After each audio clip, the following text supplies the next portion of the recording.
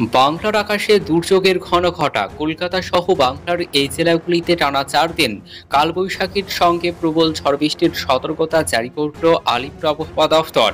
তো কবে কখন থেকে কলকাতা সহ বাংলার কোন কোন জেলাগুলিতে টানা 4 দিন কালবৈশাখীর সঙ্গে ভারী থেকে অতি ভারী বৃষ্টির সতর্কতা জারি করেছে আলিপুর আবহাওয়া দফতর, বিস্তারিত জানিয়ে দেব ভিডিওতে, সঙ্গে থাকুন।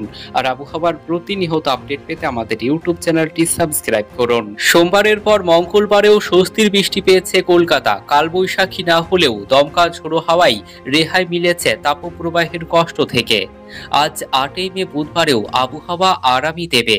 আবহাওয়ার পূর্বাভাস অনুযায়ী বুধবার 8ই মে বজ্রবিদ্যুৎ সহ বৃষ্টির সঙ্গে 60 কিলোমিটার গতিবেগে দমকা ঝোড়ো হাওয়া বইবে। বৃষ্টিতে ভিজবে পুরুলিয়া, বাঁকুড়া, বীরভূম, পূর্ব ও পশ্চিম মেদিনীপুর, ঝাড়গ্রাম, পূর্ব ও পশ্চিম বর্ধমান, উত্তর ও দক্ষিণ 24 পরগনা জেলা।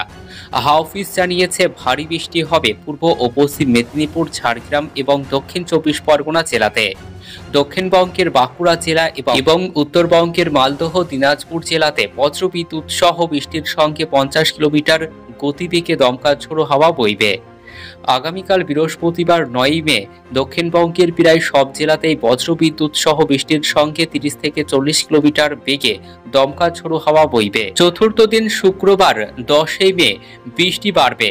ভারী বৃষ্টির পূর্বাভাস রয়েছে শুক্রবার নদিয়া, উত্তর ও দক্ষিণ 24 পরগনা এবং উত্তরবঙ্গের জলপাইগুড়ি জেলাতে বৃষ্টির সঙ্গে বইবে দমকা ঝোড়ো হাওয়া।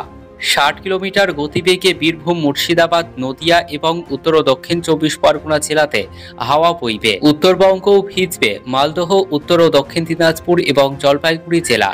বাকি জেলাগুলিতে বজ্রবিদ্যুৎ সহ বৃষ্টির সঙ্গে বইবে ঝোড়ো হাওয়া। আবহাওয়া দফতরের পূর্বাভাস অনুযায়ী আগামী 11ই মে শনিবার অবধি বজ্রবিদ্যুৎ সহ বৃষ্টি চলবে রাজ্য জুড়ে। সেদিনও 40 থেকে 50 কিলোমিটার গতিবেগে দমকা ঝোড়ো হাওয়া বইবে। আগামী শনিবার কালবৈশাখীর পূর্বাভাস রয়েছে পূর্ব মেদিনীপুর, উত্তর ও দক্ষিণ 24 পরগনা জেলায়। দক্ষিণবঙ্গের বাকি জেলাতে এবং উত্তরবঙ্গে বৃষ্টির সঙ্গে হালকা ঝোড়ো হওয়ার সম্ভাবনা রয়েছে। আবহাওয়া দফতর জানাচ্ছে বাংলাদেশ ও মধ্যপ্রদেশে অবস্থান করেছে ঘূর্ণাবর্ত। এর টানেই প্রচুর জলীয় বাষ্প ঢুকছে রাজ্যে, আর তার জেরেই এই স্বস্তির বৃষ্টি পাচ্ছে বাংলা। তবে এর প্রভাব কাটলেই ফের বাড়বে তাপমাত্রা। আজ বুধবারও মৎস্যজীবীদের সমুদ্রে যেতে নিষেধ করা হয়েছে।